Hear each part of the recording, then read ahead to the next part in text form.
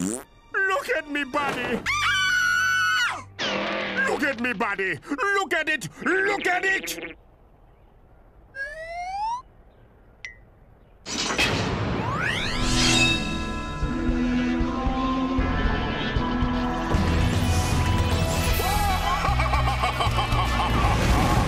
Two kids hanging out with the Grim Reaper while they use magic or meet creatures from the underworld. Yeah, that sounds okay for kids. Cartoon Network's The Grim Adventures of Billy and Mandy. It's a show that ran for such a long time, changed so drastically, had 6 seasons and 3 movies. Yet, not that many people mention how much it changed over time, but I will soon. Yeah, and now you're our best friend forever! Cartoon Network has funny shows, dark shows, but right in the middle, I say belongs to Billy and Mandy. But how did it start out? Well, let's go back to 1995 when creator Maxwell Adams was in college making a short film called Billy and Mandy in Trepanation of the Skull and You. Yes, you at home. As you can tell from this 50s propaganda film style that was retrieved from a dog's asshole in the Fallout universe, trepanation refers to the ancient practice of drilling a hole through your head to get all the bad energy out. It is not recommended. Wow, nifty. Can I try? Maxwell eventually got a job in the industry and was working on the likes of Cow and Chicken, Twisted Tales of Felix the Cat, and a never-produced Blues Brothers cartoon. While at Cartoon Network, someone saw his drawings of these two kids with the Grim Reaper, the symbol of death, and told him, hey, you should totally pitch this to a kids network. Somehow that worked as a pilot was made and released in the first annual Cartoon Network Big Pick Weekend. It's where kids voted for their favorite pilot to be made into a series. There were 2 winners, Billy and Mandy, along with Whatever Happened to Robot Jones. What a self-explanatory title for a show. I am the Grim Reaper, and this is Hector Con Carne. And we are the stars of Grim and Evil, the newest cartoon. Coming up next is the first episode of our new show here on Cartoon Fridays. Billy and Mandy was a show all about its character dynamics. Billy, the dumb one, Mandy, the cynical, and Grim, a whiny reaper who lost a limbo contest and now serves these kids. A simple premise that really evolved during its run. Was it for the best or worst? Let's find out. Cue the intro, it's Juice and Jam time.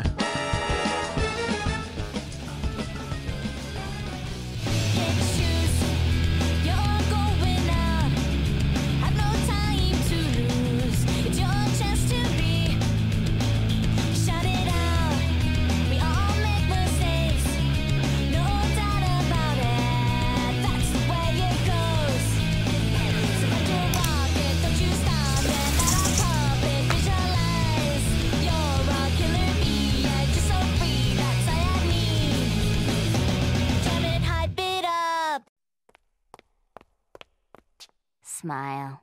Tomorrow will be worse.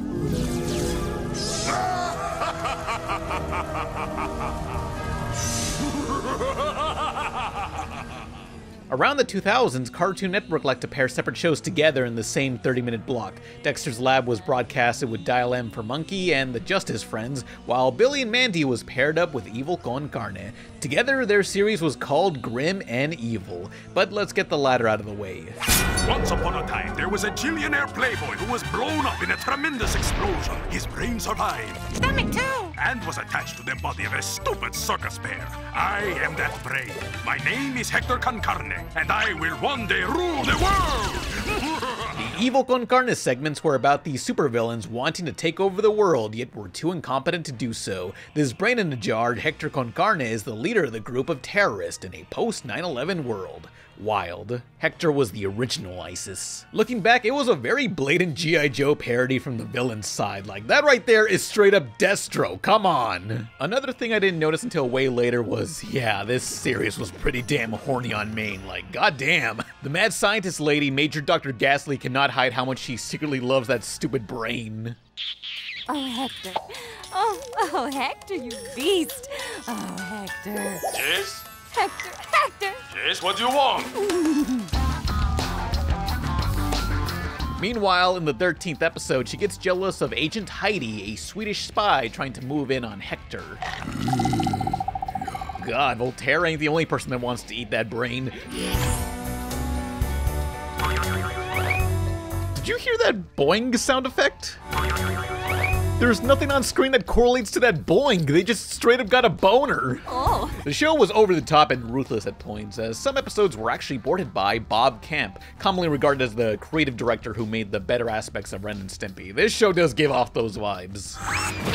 After 3 seasons of Grim and Evil, it became kind of difficult for the crew to balance between essentially 2 shows at the same time, so the 2 segments were split into their own. While Billy and Mandy lasted 6 seasons and really developed its style over time, Grim and Evil only got 1 and remained mostly consistent. We never saw what the series could have evolved into, though they did have this gradient-heavy art style change. It was a little too saturated even by my standards. I'm betting there's many younger fans of Billy and Mandy who have no idea Grim and Evil even existed, so Evil Con Carne became the forgotten conjoined twin that was separated and locked away in the attic.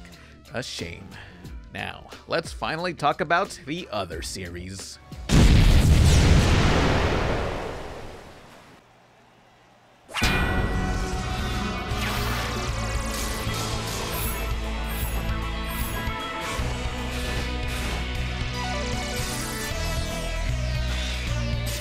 Finally, in 2004, Billy and Mandy got rid of that hanger-on, and so began the grim adventures of Billy and Mandy, the most well-known incarnation of these characters. And with their new intro, they had this shot of these tombstones, which if you can look past the 480p grain effect, they actually list Evil Con Carne as well as other shows gone too soon. Time Squad and Robot Jones. R.I.P. Why, Grim? Why do the good die young? Well, usually because I get confused. To be honest, as a kid, the first season of Billy and Mandy was something I watched but didn't really care for. I grew to love it in the later seasons, yet early on was so different. It still had that wacky attitude, except it was a much slower series with an emphasis on horror. Like, this was a show that wanted to set the mood before the comedy comes in. Seasons came, and seasons went, and took old Mrs. Doolin with them. There were plenty of characters introduced that were still funny, but with a bit of uneasy synth music. It really felt as if something was off about this show, like Nurgle, this underground tentacle monster who seemed a lot more menacing when I was younger. Even his son Nurgle Jr. was kind of creepy. Oh no! Don't worry, Billy. They're just sleeping. All of my pretty friends sleeping. After their first appearance, they kinda lost a bit of that edge, but they were still a threat. I wouldn't say it's as spooky as Courage the Cowardly Dog, but there were some episodes that just ended with everyone dead or vanishing from existence. No solution, it all just ends. Hello? Hello? Hello? Hello? Watching the first and second season back to back is a real contrast. Like, listen to the title card music.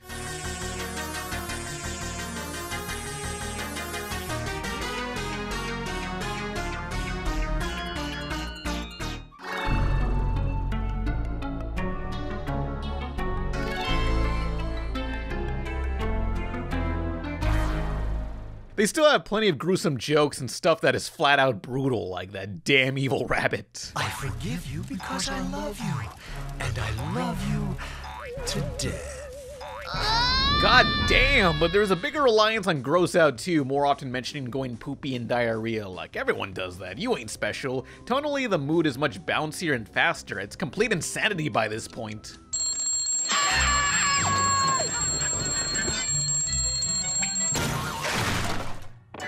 Billy's awake. I could swear that kid's playing with a jackhammer. While it lost the spookiness, it compensated with more comedy, a trade-off I'm not complaining about. Law of equivalent exchange. Even watching the 6th and final season, it's still hilarious. They really stuff in so many gags and Easter eggs. But let me pause this season 1 clip where this girl can't run away from Grim till the traffic clears.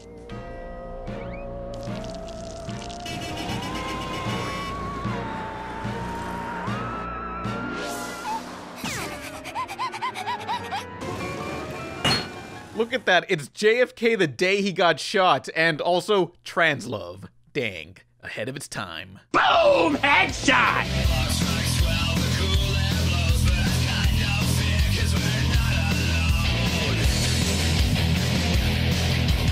This series lives and dies by its memorable characters. Everything from Lovecraftian creatures that can't be looked at directly to blatant pop culture parodies from various movies and shows, including those of Hanna-Barbera. Don't let him get away!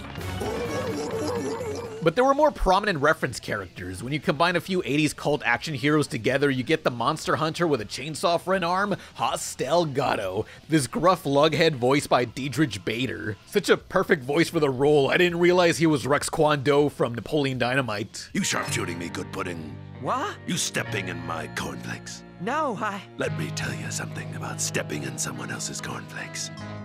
It's a weird way to eat cornflakes. Does this show rely too much on references? Sort of. These are super obvious, but as kids, me and I'm sure others didn't realize they were references and just found them funny. That's all you need. And how about Eris, the goddess of discord, who frequently showed up just to be an asshole and looked like the mom from American Dad? She's one character that also went through tons of redesigns. Maybe the outfit was too much or too little?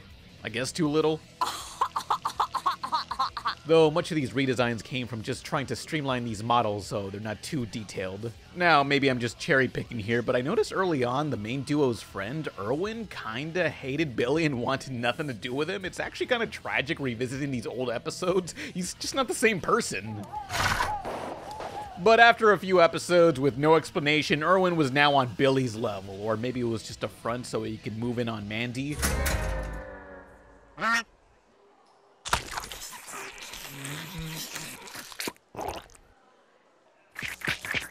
Hey, Mandy. This video is kind of overwhelming to do, like there's so many beloved episodes to talk about. If you show someone a photo of these characters, they could probably quote something they've said. My favorite episode, the one that as a kid really made me love the show, was Tricycle of Terror. It's the ep where Billy breaks his crummy old bicycle in an accident.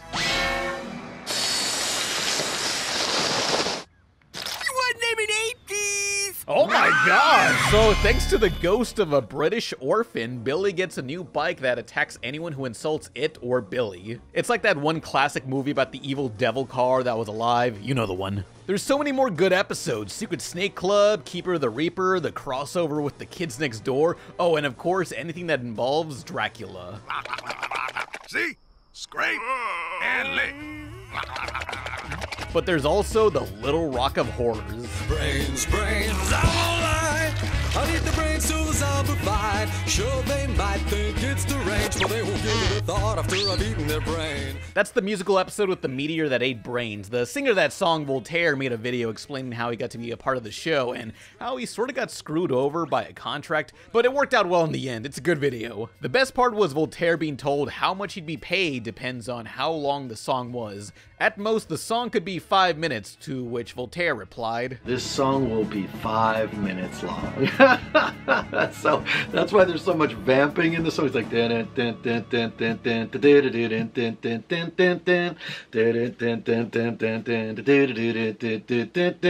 well, hello, the little boy. It's a pretty interesting video. Go search it up after this, although be sure to spell Voltaire's name correctly. Is this the website? No, you typed it wrong. There are 2 S's. Whoa! Hey now, don't look at this. This isn't for children to see. We'll cover more Billy and Mandy after these messages. We'll be right back to more of tonight's episode of The Grim Adventures of Billy and Mandy, right here on Fridays. Guess who? The sponsor of tonight's video, Manscaped, also worked on female sexes too. We got the Perfect Package 3.0 kit. What's in here? The Lawnmower 3.0. You know what this does. I don't need to tell you. It's super safe too. No nicks, no snags guaranteed. Trust me. USB charger, yeah. Get 20% off plus free international shipping with the code TAXI at manscaped.com. Also, the Perfect Package Essentials kit includes all this: water resistance, high performance body trimmers, and liquid products. Keep yourself fresh with this home slice. With the Peak Hygiene Plan, you get quarterly replenishments on products and replacement blades delivered to your door. Again, 20% off plus free international shipping with the code TAXI at manscaped.com. Your balls will thank you, and so will I. And also this box, apparently. Manscaped.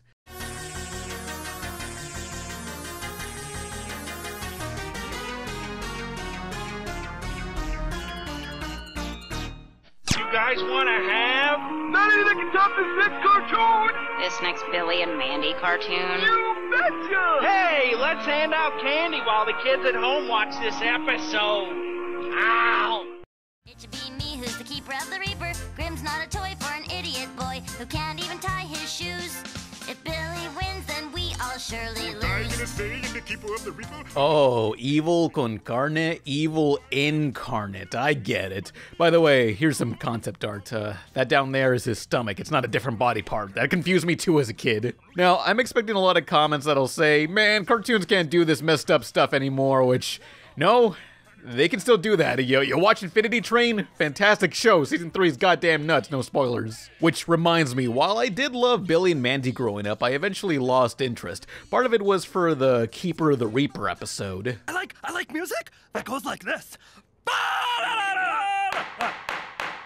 Do I need to remind the jury that they are supposed to stay quiet?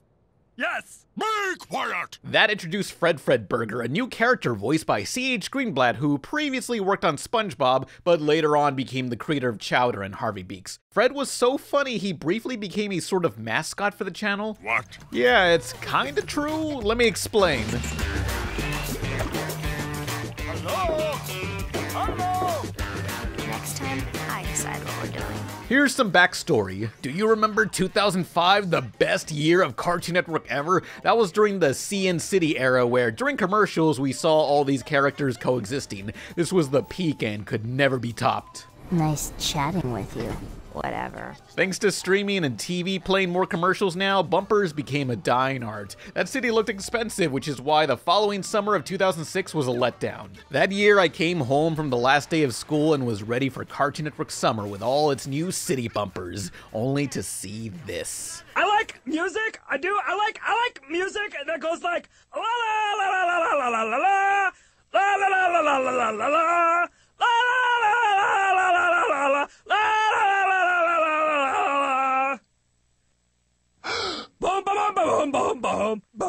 Yes! That promo goes on way longer, but I actually cut it down for time. They went from a goddamn utopia of cartoons to this red background and recycled animations of these LOL so random XD so funny characters. I pooted. It was the Yes era, spoken usually by Fred Burger. Yes! To be fair, the city era could be a little too scary at times.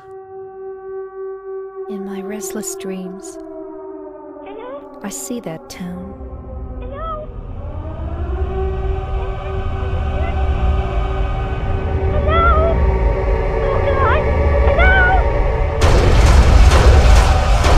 2006 through 2009 were the years I hated modern cartoons. There were only like 3 channels and no streaming services back then, so the options were very limited on animation. It truly was a terrible time to be alive, and it was all thanks to that damn green elephant. I have to make poo-poo!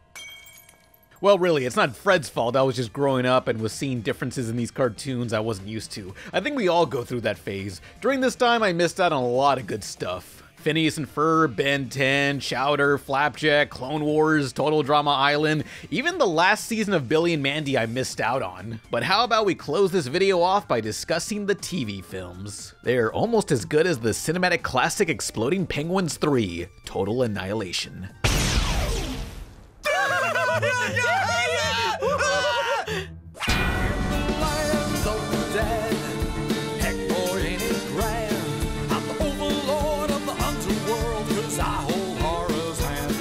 Billy and Mandy had 3 TV movies, the first being 2007's Big Boogie Adventure. This was yet another 2000s TV special that opens to the whole, we gotta go back in time and save the future. That was the exact plot of like multiple cartoons from this era, really. Kim Possible's movie, Fairly Odd Parents Channel Chasers, all of Samurai Jack. Practically every cartoon did that in the 2000s, what's the deal? Anyway, in Big Boogie's Adventure, Grimm has been deemed too irresponsible to be a Reaper and loses his powers. So the trio and their nerd friend Erwin have to get his groove back in the underworld. These characters were never much beyond their trope, but it's one of the rare points where you actually see a little more humanity in them. Even Mandy? We need to be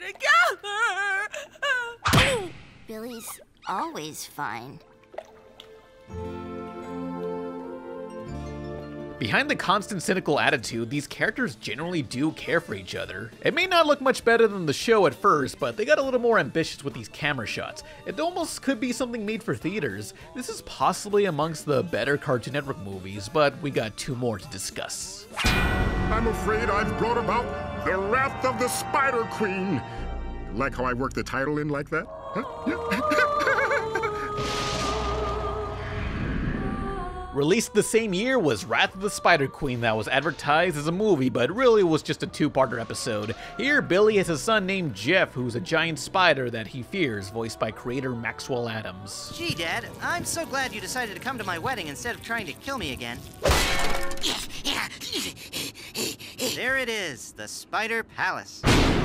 Jeff plans on marrying the evil Spider Queen who wants to rule the world. It's a good two-parter, but not as grand as Big Boogie's Adventure. Hell, it's not even as good as Big Boogie 2988's Adventure. Shut up, Boogie, or I'll come over there and make you shut up. Regardless, Spider Queen still has many fantastic character moments, great background art, a spooky mood at times, and gags that are just completely mad. They go all out with these specials, but let's check out the final one. Let's go. Okay, you play nice now. Yes, Mommy.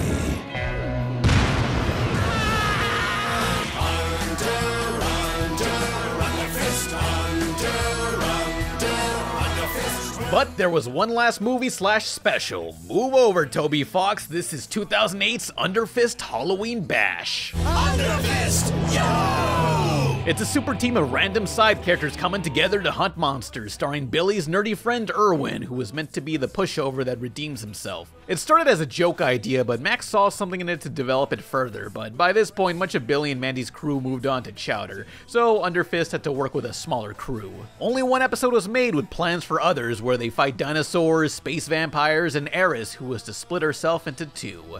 I wish I could split her into two. Split into a good and bad version of herself after Hostel Gatto broke up with her. Oh, and a new love interest for Irwin named Nephthys, an ancient Egyptian bounty hunter. Sounds cool, but it just wasn't meant to be.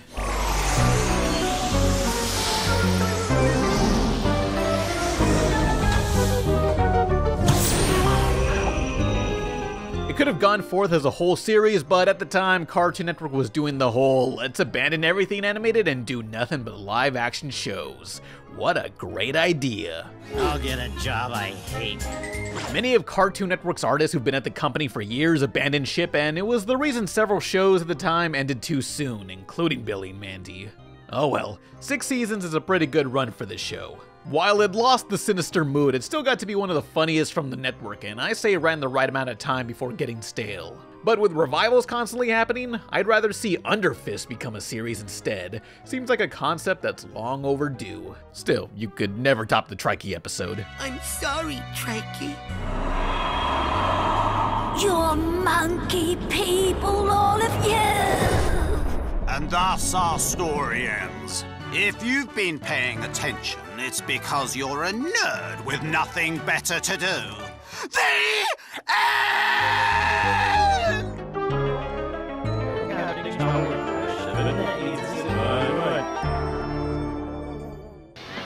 This week on Fridays, we continue our month-long celebration of Halloween with fun, frightening presentations starting each Friday at 8. You'll laugh till you stop laughing, and then you'll laugh some more. This week, it's Billy and Mandy's Jacked Up Halloween Special, followed by a Billy and Mandy Evil Con Carne combo. It's a night of Friday's fright. See you around, chubby! Celebrate a month of Halloween this Friday on Fridays, starting at 8, only on Cartoon Network.